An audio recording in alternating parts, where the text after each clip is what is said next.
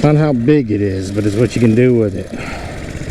And we're talking about the Honda Trail 125, of course. But you guys are in charge. I'm gonna follow y'all. So we're chasing a TTR 90 and a Coleman mini bike today.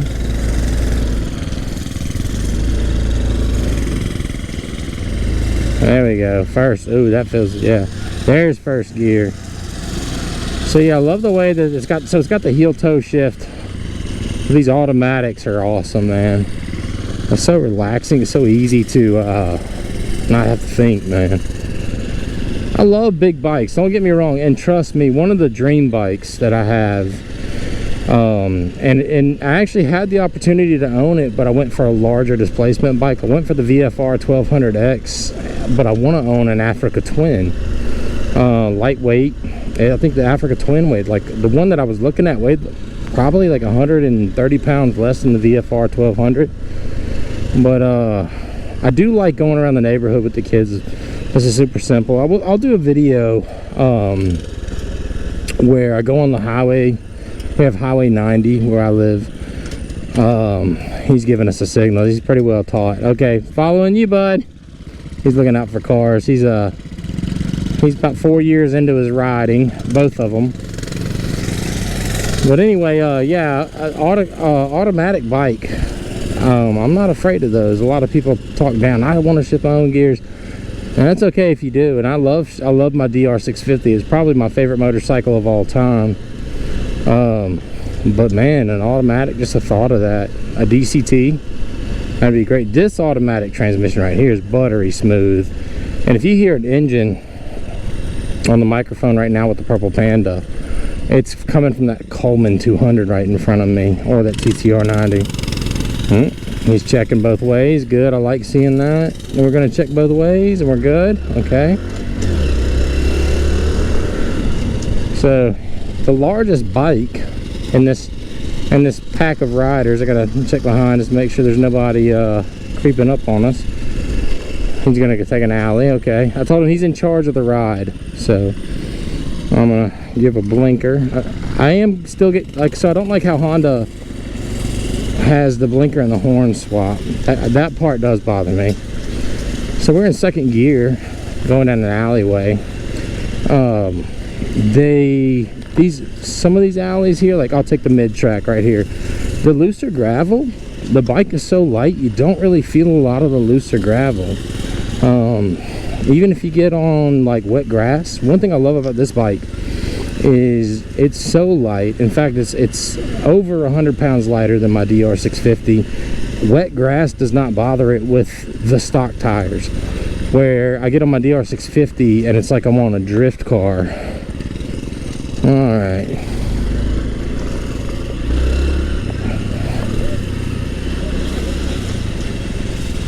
They love these alleyways. So our neighborhood is a great mix. It's you got pissed off dogs. No, but you got plenty of alleyways. A lot of city easements behind here. I think it has to do with the power companies and the way they originally zoned it. But you got a lot of little easements they can explore on. But yeah, this mid-track with the looser gravel right here, not a big deal at all. It doesn't surprise me at all that in a foreign country with more relaxed laws, that a family of 4 could find a way to utilize this for the entire family. All right, going to first. I did not put my feet down right there. Another thing about the balance, never put my feet down at that stop. I did not leave the pegs for that. I don't know if you can see my knees in the video or not.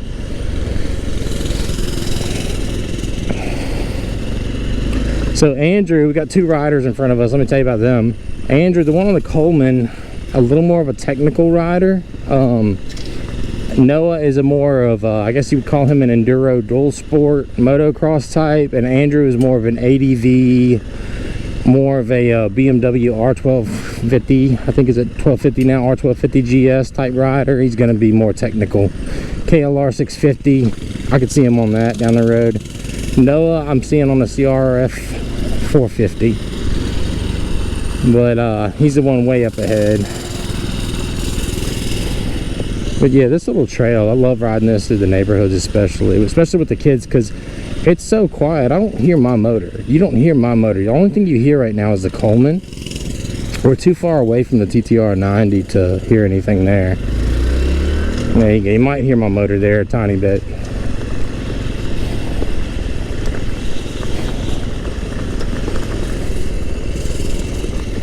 Yeah, this is great. This is so like my hand. So my hand right now, very relaxed, because I don't have to pull a clutch.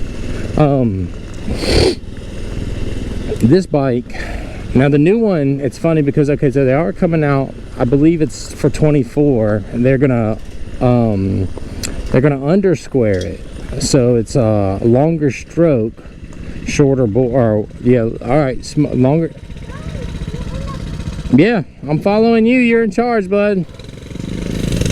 Normally I'm leading the rides and guiding them, but Noah's been doing really well on his riding. He's watching his intersections and stuff.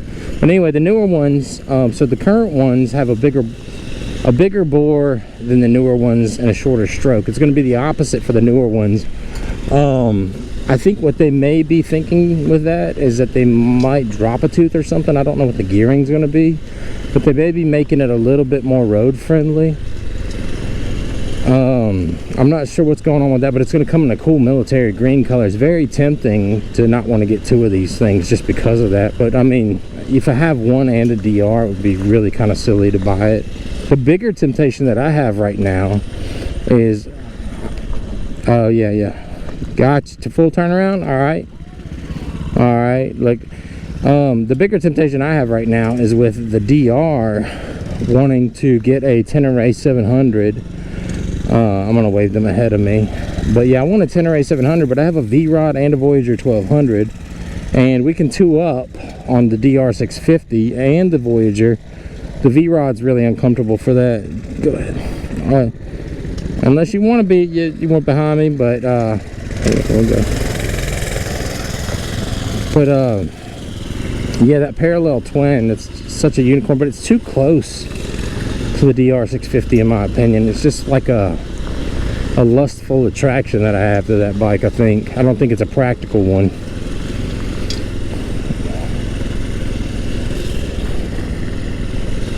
Oh, these kids love carving up these alleys. So I mean, we're going over gravel, and I don't know how it's going to appear on 4K, especially on the GoPro.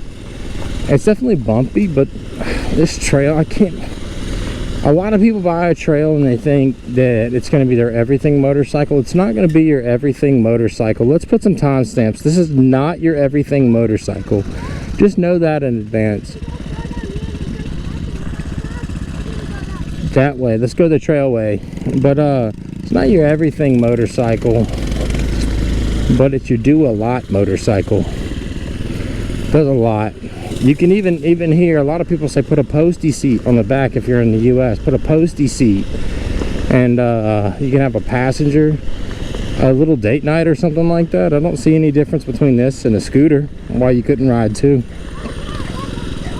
We got some very vicious velociraptors coming over on the left. And shout out to our guides on this neighborhood ride. It's interesting seeing the trails the little dudes have learned over time. Allergies are starting to get me for sure. That's a second gear start. That's another thing that's so nice. You don't have to think much at all when you're God, this is such a carefree kind of a riding bike. Man, this is a good quick trip to the gas station type bike, or where we live there's hurricanes. You know, a lot of roads get shut down.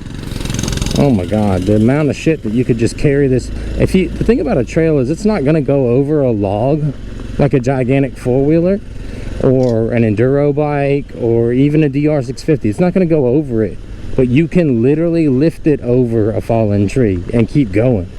You can't do that with a car. You can't do that with an Africa Twin necessarily. You can't do that with definitely my Voyager 1200, but you can do it with this.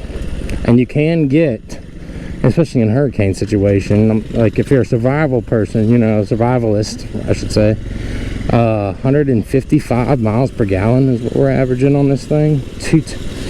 This is a second tank. We're only halfway through it at 221, but I think we didn't even put gas in this thing till like 124. And a lot of the burning of the gas is idle burning. A little four-wheeler right there. I miss my four-wheelers now.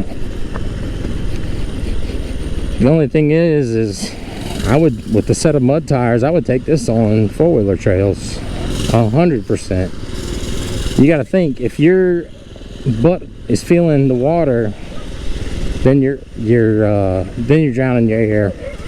But as long as you stay above your kneecaps, for the average height person, you're not drowning the bike. Oh, look, he just saw another alley. So he's staying with the grandparents, and they told him, they said, when you come back from your ride, you gotta oh, he sees another street. Okay, that's what he's seeing.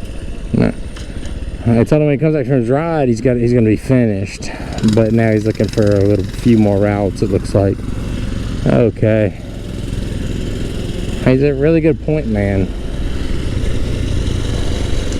No gear indicator, but we're in third gear, which is 16 miles an hour. So normally you think you're stalling the engine. The engine is definitely lugging in third gear at this speed. It wants a little bit more. You can go down to second right here.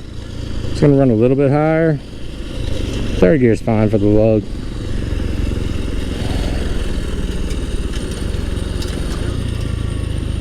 Go down to first. You want to see something interesting? Let's go to neutral. Make sure we're in neutral. So I'm 6'4", 235 pounds, but like first gear, that's me.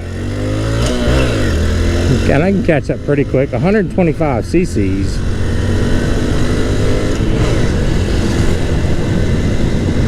Now this is maybe 1/8 of a mile. 45, and then about 200 feet to the stop sign. Easy control of the brakes. Let Andrew catch up. I'll wait for him. There he is back there. A very underrated bike right there, by the way. The Coleman 200. I actually listed it for sale on oh, you're good. You're good. I listed it for sale on Facebook Marketplace for $420. $420, right? But I think I underlisted it, so I took it off. I think new units are $7.99. So I'm thinking for this thing, and I've got an ATV throttle line installed on it, so it's really, really easy to control. But let's go where Noah's going. I have an ATV throttle on it, super easy to control. But yeah, I should have gone probably closer to 5 something. I'm just following you. I'm just following you around. See, yeah, I like the trail a lot. Have you ever been on that? Yeah. I think I may have taken you guys, but did you find that today on your own? Oh, good, dude. I was going down there and decided to start going through the alleyway. You want to show YouTube your little racetrack over here that they gave you today? The half circle?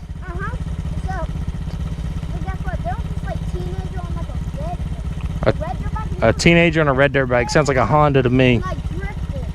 Oh yeah, sounds like a red like Honda red, right?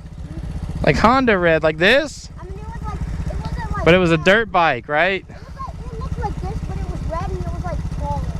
Okay. You want to go around the driveway real quick before we end the video? Oh yeah, I want to go off the ramp. Okay, well, I'll follow you. You can if you want. He cut the grass today. Alright, so here we are. Ooh, yikes. There we go. We knocked that open on accident. Probably killed the battery. Alright. That's his ramp right here. You can't tell the depth of it on camera very well. Look at him dropping his feet like he's a friggin' who's that dude? One of the motocross racers. God darn it, I can't remember his name right now. Travis Pastrana.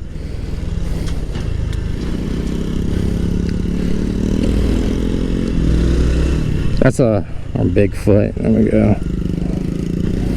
And back in the yard. Okay, so that's a little bit of neighborhood shenanigans with the Trail 125. Going through here, very, very nimble and easy to maneuver. And there'll be another city highway sand, maybe some sand on a city highway and dirt road video coming out for this bike soon. But until then, y'all take care.